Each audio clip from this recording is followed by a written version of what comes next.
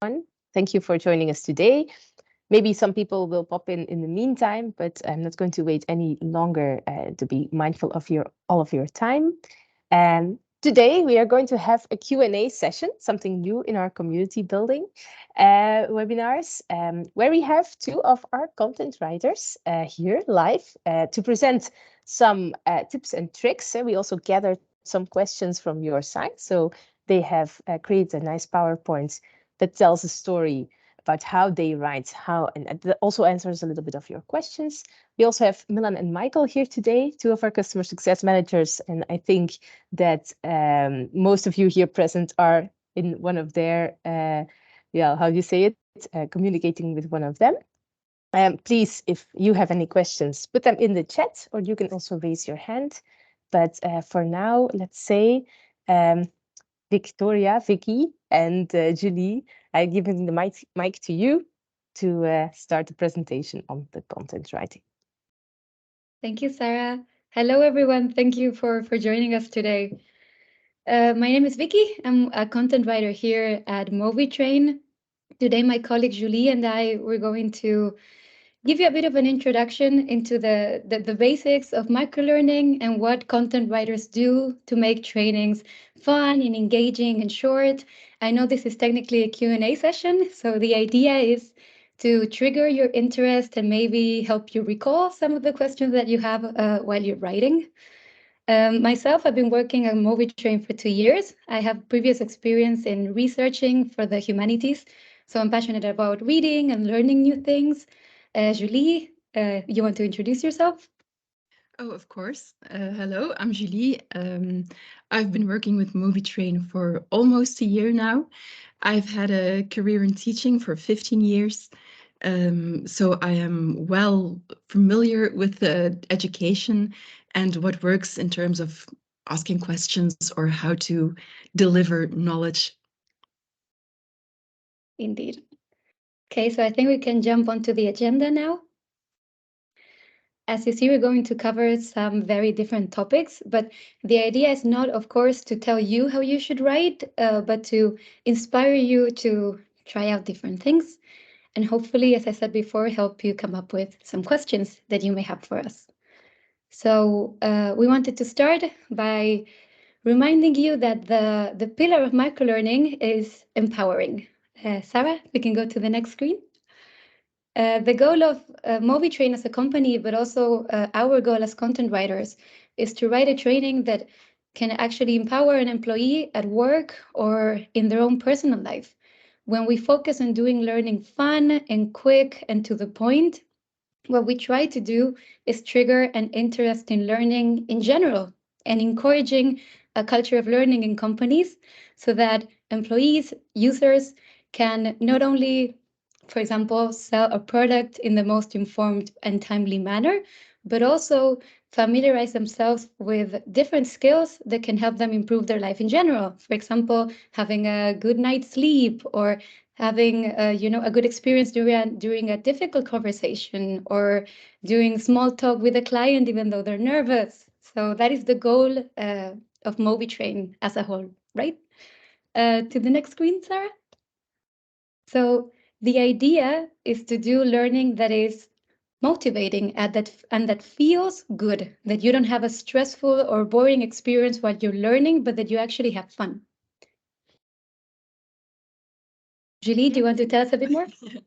Indeed, because fun, you may think, well, that's ridiculous or that's cheesy, but actually having fun is very important when you are learning, feeling motivated, having a positive emotion, because you cannot unplug emotions from learning. It plays a crucial role in the learning experience. If we can use a little example, we have all had an exam when we were younger. And imagine you have an exam tomorrow and it's mathematics and it's a subject you're not particularly good at. However, your teacher is very positive. She's very passionate about her subject and she's always encouraging you to do your best. Then chances are you are motivated to give it your all and succeed on that exam. But on the other hand, if the next day the next scheduled exam is French, and that teacher is quite the opposite, and she's a bit tough on you, and she's very demanding, very strict, never satisfied with your efforts, then chances are your motivation will be much lower. So that's just an example to show that emotions and learning go hand in hand. They are inseparable. So it's very important to keep your user and your learner motivated and positive. And Vicky has a nice example of that. Yes, in the next slide, Sarah. If you can click on it, it's a little video. This is a question from one of our more recent trainings. As you can see, the style is very approachable, not intimidating at all. The question is short. The answers are simple and easy to understand. We added a cute GIF with a funny character. I understand that this can be challenging for some companies if you have a very serious or formal business culture, but you still have the opportunity to create a fun environment when it comes to learning, simply because it works. It's motivating, it helps you remember better. So we want to encourage you today to maybe try something a little bit more fun. Why not like crack a joke here or there, or look for a funny GIF? We promise you it's worth it. Okay, so let's get a little bit more specific with what microlearning is about. When you see a slide, as we have on the left, this is what your microlearning training should look like. It's clean, it's simple. Sarah, if you can click on the screen one more time. Visually, you should use a lot of white space, ideally, so that your sentences are easy to read and to digest. You shouldn't have to go back on it or give it a second read. So what you have to try to achieve is a screen that is attractive to look at, that is engaging. It can even be beautiful if you perhaps add the right colors or include an inspiring photo here and there. Even in product-based tracks, you can still add some inspiring images here and there. And textually, as I said before, the ideal result is easy, clear, with a good flow. Some things that you can do to achieve this is stick to short sentences. We've all read a textbook when we were in college or school that had a sentence that went on for 3 lines. Studies show that it's very difficult for you to remember what the sentences was in the beginning. So keep it short so that people can really sink their teeth into what they're reading. We also want to recommend that you stick to an active voice. I do this, for example, instead of moving the verb or the person around. It's always more intuitive for us as people, as speakers. And we keep pushing for this, but we usually suggest a style that is more on the informal side. Also because it makes the learning a bit more fun and approachable, but also it resembles speech. So it's more intuitive and it's naturally easier for you to understand it as you read.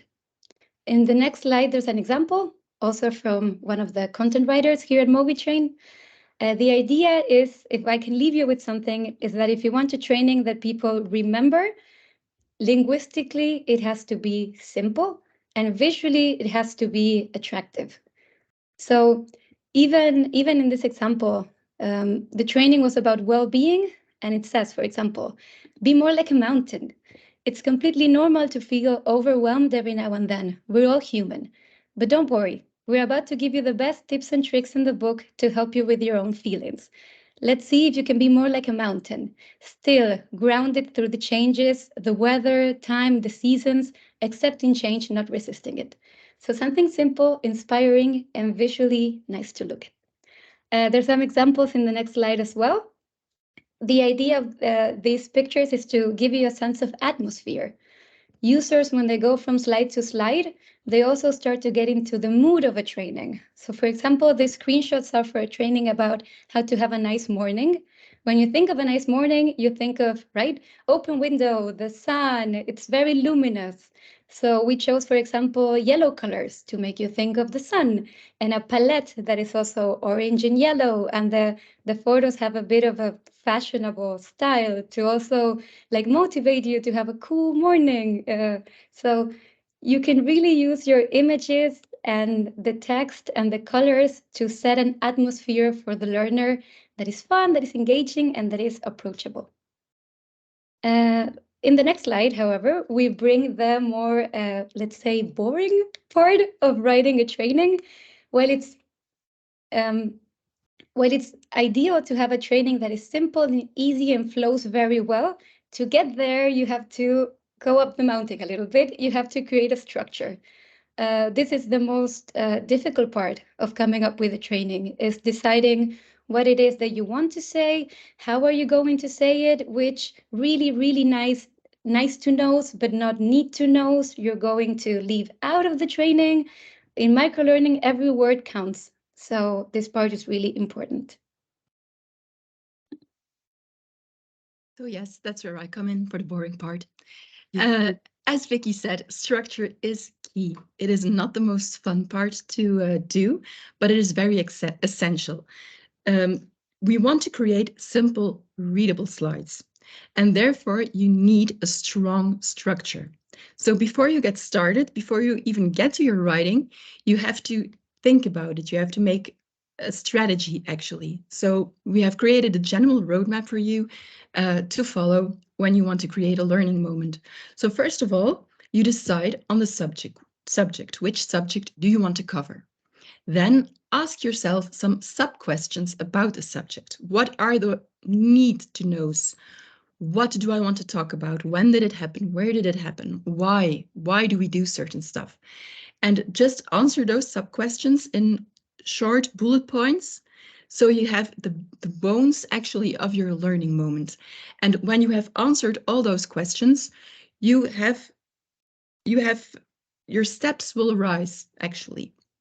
And when you have your steps, which can be maximum 10 steps to keep the learning moment very short, then you have the essence of your learning moment, and you can already start thinking about questions. Which questions do you want to ask?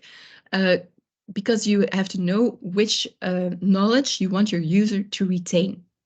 And only then, when you have the skeleton, you can start to really write. And that is the fun part. So then you can start juicing up everything and make it really appealing. And a pro tip, start thinking about titles and subtitles and intros and outros only after you've written the body of your learning moments. Because then you know what you are talking about and what you want your user to remember.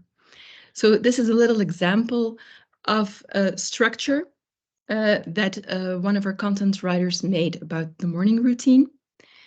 At the moment, we are testing different templates to see which works best. So we are testing it in PowerPoint and Excel and in Word, and we are getting to launch them to our clients to use them freely. So if you decide to work outside of the CMS, you can choose one of the templates that will be available soon. Oh, and the intros. So the most fun part actually, when you have written the body of your learning moment, is to write an appealing intro. You have to make sure that your user wants to read, he wants to start learning in your learning moment. So what makes the user want to read? Well, the answer is very simple. You need three things. You need a relatable scenario, a problem that can be solved, or a question to engage the learner. By framing your content around a relatable scenario or a problem that can be solved, you can help the user see the relevance and the value of what he is learning. And by asking a question, you are inviting the learner to actively participate and engage with the content. Let me show you this in an example. So this is the intro of a track about the emergency number 112, the number you have to call in case of any emergency. And I have introduced it with a scenario. So you're taking a trip through Europe, which can happen to all of us. You're on holiday somewhere, but emergency can strike anywhere, anytime. So it can happen to you. And this makes the track or the training relevant. And then you engage the learner by asking, okay, so what if it happens to you? Do you know what to do? And that will motivate, hopefully, a little more to start learning. We did the same thing in another example. It's about IT, data classification, and hacking. So we've all been on the land, on the wonderful world of the internet, on a journey through the Wi-Fi. And we have all encountered some problems there. So what if something would happen to you when you are there? And that is what we will teach you in this training. So Indeed. remember always to have a relatable scenario, a problem that can be solved, and a question in your intro. And for the outro, Vicky? Indeed, Julie. Well, the point of the intro is, as Julie was explaining, to get the reader to bite, so to actually read and complete the training. The point of the outro is different, is trying to get them to remember what they just read. So we know as content writers from experience that it can be an effort after you've written your learning moment to take a slide to do a quick and friendly summary for your user. Yes, it takes time, but it has been proven time and time and again by different researchers, universities, groups that repetition works. That bringing back the essential moments of your learning moment in the end in a simple and friendly slide really helps the user remember. Since they're there, why not actually use the opportunity to give them a word of encouragement? You want them to finish the training. It might not have come at a great time for them. So why not actually tell them, well done, you're doing great, you've done so much, or there's only one learning moment to go, you're already halfway through, to keep them going. And in order to give your training a nice flow, you can also use the outro of your learning moment to introduce the topic that's coming up next, because then the user also knows what to expect and it gives them a sense of control, which also helps the learning experience. We have, of course, another example, which is about data classification, unapproachable topic that may be a little boring, but we didn't want to miss the opportunity to give the user a little summary. So we start with words of encouragement like congratulations, another one bites the dust, or you've done it, well done. And then we remind them that classified data can only be accessed by a small group of authorized employees, that internal data is like this, that public data is like that. And now let's jump to the next learning moment and learn about this other topic. It really goes a long way. I know that it can feel silly to do it learning moment after learning moment, same with the introduction, but it really helps. It goes a long way. It's been proven to work. So since we're talking about remembering things or knowledge retention, the biggest part of that, also very well supported by research, is asking questions. So now we're going to talk about a little bit about the power of questions in general. In the next slide, you can see the question formats that we have at the moment. I think most of you are familiar with them. So we're going to focus on the newest ones. But of course, if you come up with any questions, ask us at the end of the presentation. We'll help you create some questions. Julie? Yeah. So asking good questions is key to an effective learning moment. And when creating good questions, there are a few things to keep in mind. First, try to use as much concrete examples as possible. That will make your point more relatable. You can draw on inspiration from job-related situations or from everyday life. Secondly, it's important to keep your questions very concise, simple, and clear. You don't want to confuse the user. You want to build some trust with the user. You want them to understand your question immediately and think, okay, I know this, I can answer this. And also try to keep to have some variation in your question formats. Otherwise, it will get boring if you always have the same multiple choice questions. So by adding some variation, it will keep things interesting and engaging. For example, we have had some learning moments about eggs, for example. How can you make eggs a little more interesting? It was a case where we had to explain when can you use fresh eggs, when have you used pasteurized eggs. So you keep the theory very concise, appealing also. You have used a lot of white space. The most important words are signaled in color or in bold. Use bullet points to make it, to give an oversight, to give it a bite-sized feel, and a beautiful sense also. And then when questions come, you can go more in depth. You can ask, for example, you've learned fresh eggs, you can only use them in dishes that will be heated over 75 degrees. Well, what do you have to think about then? Which dishes are that? So in the third question, you can press play so you can see how the swipe question works, Sarah. You have the different dishes and you have to choose which eggs can I use in them. So it's very simple actually, but it keeps the matter more engaging and more concrete also. Yeah, as you can see, no topic is too concrete, too small, or too unapproachable for microlearning. It really works on everything. In the next slide, I wanted to introduce you to our newest question, the hotspot question. You might have received some emails about it, but as writers ourselves, we know that sometimes it's hard to get out of your routine and to actually start incorporating the new questions. So we thought we'd give you some examples to inspire you to start using it. So what's especially good about the hotspot question? That it's very visual.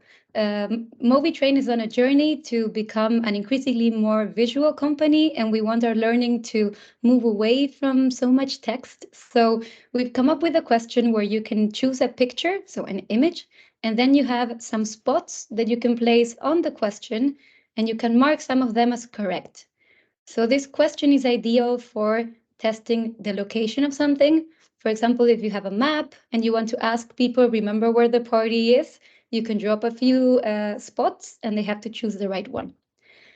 We have also figured out through trial and error within the writers team that you can use it for features and benefits. Even though that's usually tested with text-based questions, like what are the 3 main features of this jacket? It turns out, if you have a good picture of your product, you can also use the hotspot question to get your user to identify where a feature or a technology is.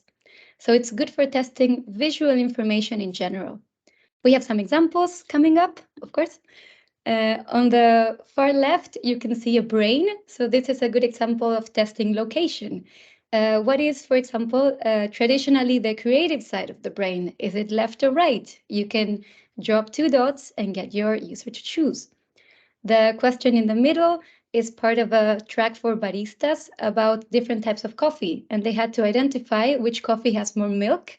This wouldn't work if it was just text. The best thing you can do is add an image. And then on the right, you have an example of features and benefits. It's an exploded shoe, and you could ask your user, where is our new power technology located? Is it the outsole or the insole? Is it a plate in the middle? This question is great for those kinds of situations. Sorry. And the next slide, you have a few more examples. As we said before, a map. Where is it on the map? Is it Antwerp, Ghent, Brussels? Just put a spot. And you can also find it which parts of the shoe do different things. I think there's a question, Sarah. Yes, indeed. Kathleen and Kelly, probably. Please go ahead. Yeah, Kelly has a question. Yeah, we were wondering how you do it in the CMS because I was looking at it, but I don't get it. I don't know how. No, I don't get it. Yeah, the first thing, as you scroll down in the CMS, the first thing you have to do is upload an image. Maybe that's the confusing part. We're used to just writing the question and then doing everything else. But here, the first thing you do is upload your image. And then after you write the question, the image will pop up again, and you get the option to locate your dots. Does that help? I see. Yeah. And then you can mark your dots as correct or incorrect.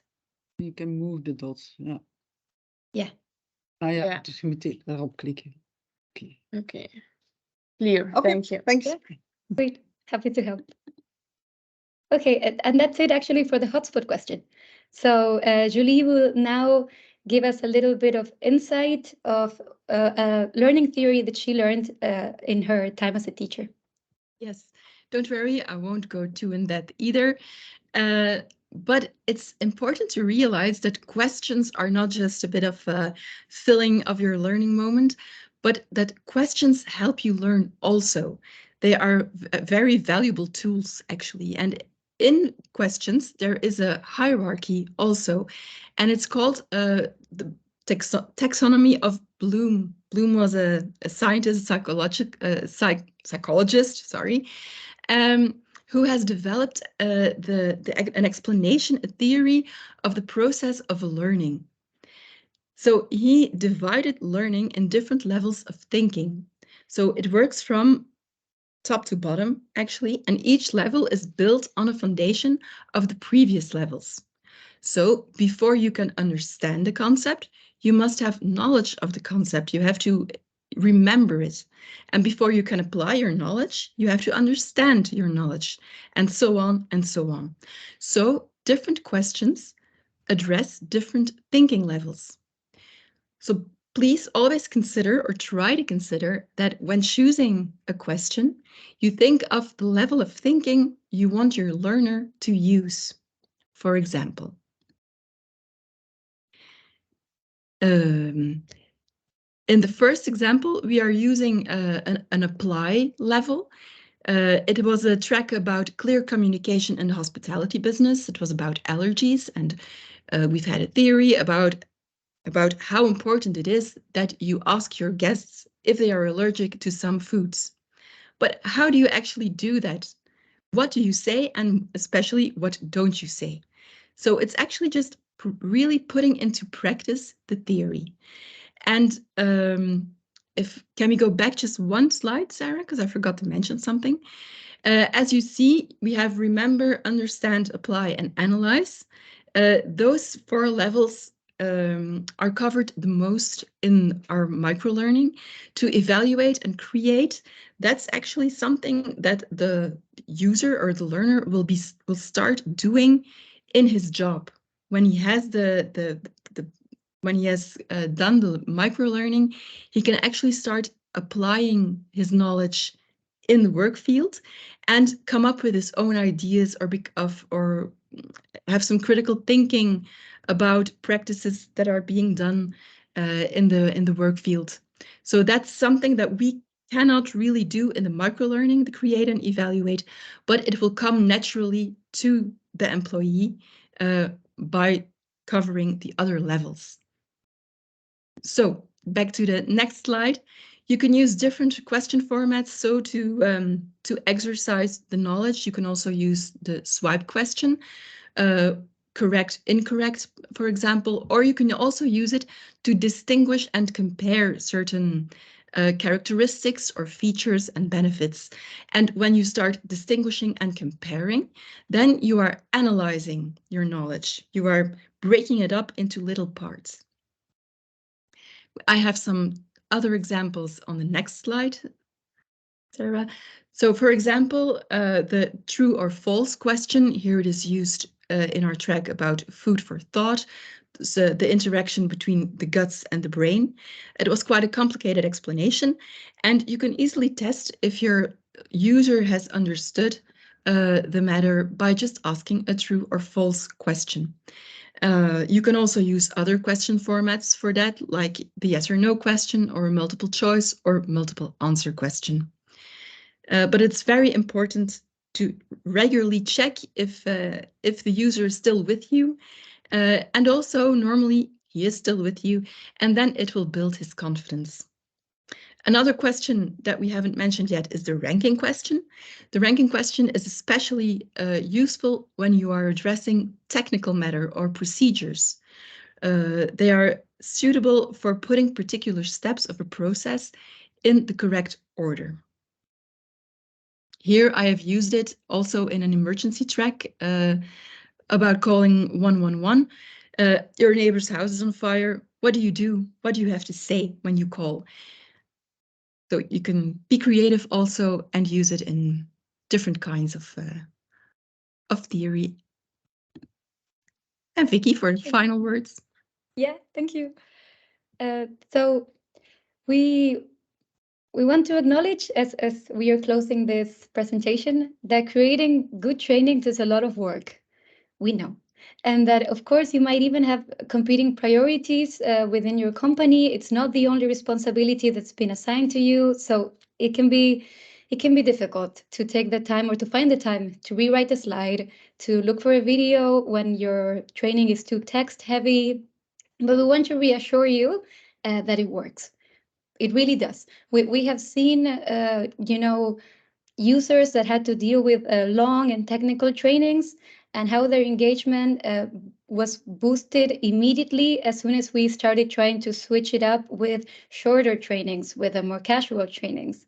And an essential moment to create a culture of learning in your organization is always the beginning. When you're just getting started with MobieTrain, it's always a good idea, we have found, to include some soft skill trainings, for example, so that your employees know how to do their job well, but they also know how to get a good night of sleep, or how to choose the right breakfast for them, or why it's important to get a move on and exercise. As long as you can get them interested in learning, you will see that there is a snowball effect where they will want to learn more. This is what we call creating, yes, a culture of learning. We want to thank you very much for having your time, your attention today. It's been really nice to talk to you. It's been fun for us also to have a look at what we do every day and try to share some of that magic with you. And we, of course, want to open the floor to your questions. Thank you so much, Vicky and Julie. Maybe one question I think that will already be in the minds of some of the people present, because it was also asked, is, okay, how do you come up with a good question? How do you do that? It's a question we get often asked, I think, in the CS team as well. Do you have any tips on that? Because we always hear, okay, sometimes we just want to tell people something, but it seems like it's content we cannot ask anything about. How do you deal with that situation? I think, if Julie, if I can take it, two things come to mind. One thing would be, whatever the most obvious question is to you, maybe give it another second. Like, if you give it another second, I can guarantee you'll come up with a second one. When Julie was talking about this training about using fresh or pasteurized eggs, the most logical question would have been, how much do you have to heat your eggs before they're safe? That's 75 degrees. But why not ask instead, in which dishes can you use fresh eggs, and which ones can you use pasteurized eggs? So from my experience, don't choose the first one, choose the second one. But then if you have a text that is very simple and you're really struggling to come up with a question, you can always use your question to include a nice to know. So let's say you're talking about eggs, and then you can say, for example, what do you think happens if you consume an egg that wasn't heated the right temperature? And you can have a SWOT question with scenarios. Oh, nothing happens, you're good. Incorrect. You need to get medical attention immediately. Correct. Does that help? Are those examples useful? Julie, are you thinking of anything else?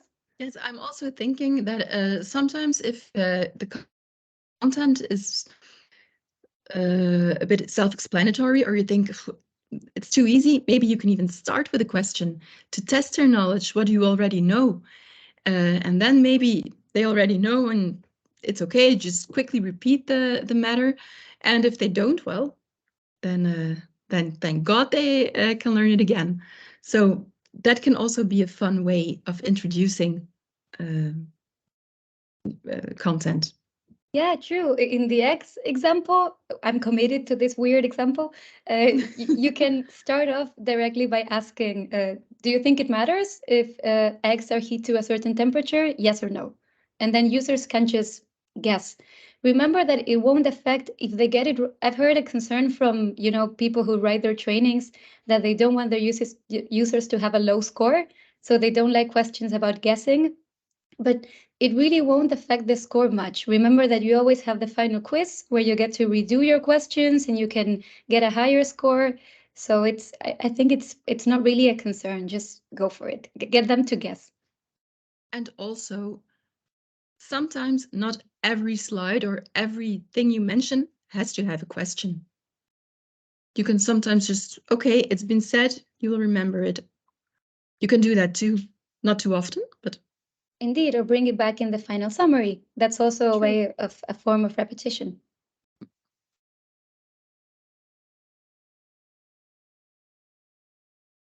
Great, love that answer. Are there any questions from the audience? You can also put them in the chat, or you can raise your hand if you want to pose them directly.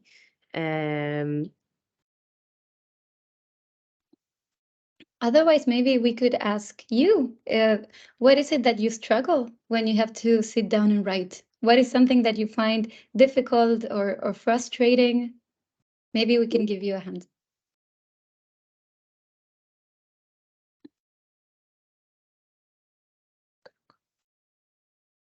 And of course, you can also pose your questions later. If it there's something popping up in the chat. Oh, if I can open it. Maybe Vicky or Julie, you can open it directly because my Teams is giving me a hard time. Oh, yeah, of course. The question says, will you share the slides individually on the platform or only the recording? We will share both of them. The slides will be shared as a PDF, and the recording will be shared as well. It will be on our customer portal, and we will be sending out everything via an email from HubSpot. So definitely the slides will be shared, and you can rewatch it and your colleagues as well. Great. Sweet. They say perfect. Okay, perfect. Yes, now it's opened. I don't know why. 5 minutes left. So if there's anything you want to share, or indeed if there's anything you're struggling with at the moment, maybe you're right. Is everyone writing something right now? That's maybe a nice question. Please let us know in the chat. Are you creating learning moments right now? Or is this just more as an informative session for you? Schrijven, ik heb het niet. We're actually writing content all the time. That's great. Yes. Yes, And and indeed, yeah. Charlotte, you're still onboarding. What we struggle with is, sometimes what I would like for myself is a little bit more variation in emojis when you have the sad face and the happy face when you're answering correctly or incorrectly. Because, if you have 10 learning paths and it's always the same sad emoji, then that's something that I would like to see some variation in.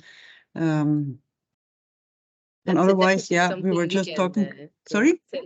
That's definitely something we can send to the product team via the AirFocus website as well, if you like. You have probably all seen the roadmap website. Yeah. But it is something we are thinking about, the emojis. So that's nice that you say it. Thank you. Okay, good. And then we were also just saying amongst us is we really want to make it like specific enough for the learner. So we want to we like using real cases, like situations that happen in our company, and that's something that's not related to MobieTrain, but that's something that because we as developers we make all the content which have varied from I don't know, caretaker topics to all the way to cleaning product topics, and we're not like the knowledge expert. So for us, sometimes it's a struggle to how to make it, on point for the learner. But that's something that's not really MobieTrain related. Then actually how to create a correct question or how to use the right format, to propose that subject to the learner. But we're learning every day. it can be handy also to go talk to the workers, for example, to the cleaning lady or the people who do the specific job, and ask, what are you struggling with? What do you find difficult, or what was difficult when you started this job? What Yeah. would have been useful for you to know from the very start? Mhm. And then that might give you some inspiration. Yeah, we also have our for each subject or topic, our subject matter experts that were actually consulting and asking a lot of questions. So yeah, we have our sources, but sometimes, you know, just starting from a white page is sometimes, you know, challenging. It But is. in the end, we get to create some nice modules, and people are really positive in the organization. It's something new for all of us. So, and oh my God, I'm running out of battery. I see now. Sorry, that's not, my screen goes dark. Sorry. So we know what it was.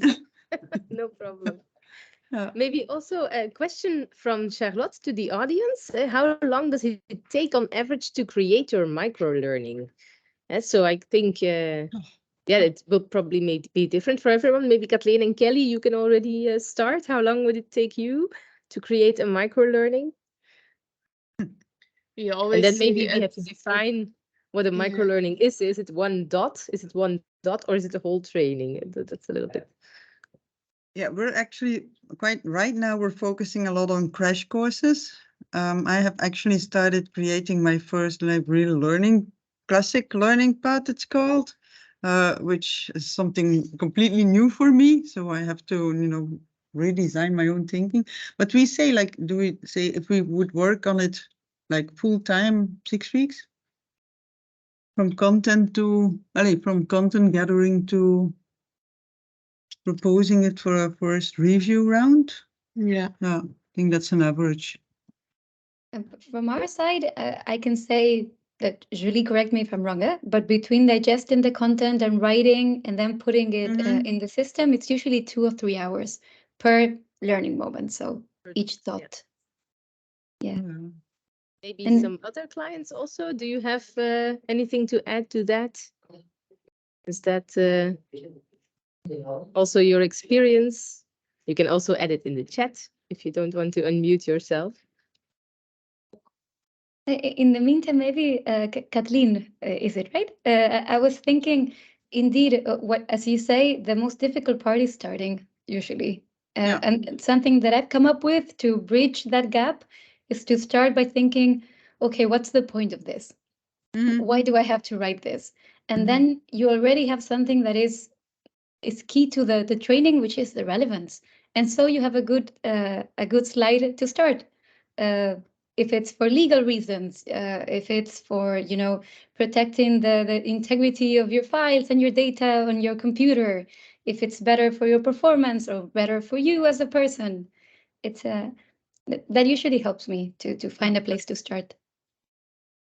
No. Start with the why.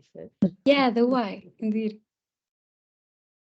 And sometimes even when I'm stuck or can't find where to begin, I can think of one thing that I want to have in it. I'll just start in the middle somewhere, and then you work your way around it, and then that also works.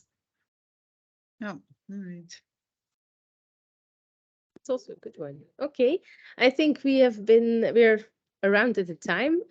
If people still want to add on to the questions, put them here in the chat or reach out to your customer success manager. I want to thank Vicky and Julie for your time, for the great preparation and the great insights.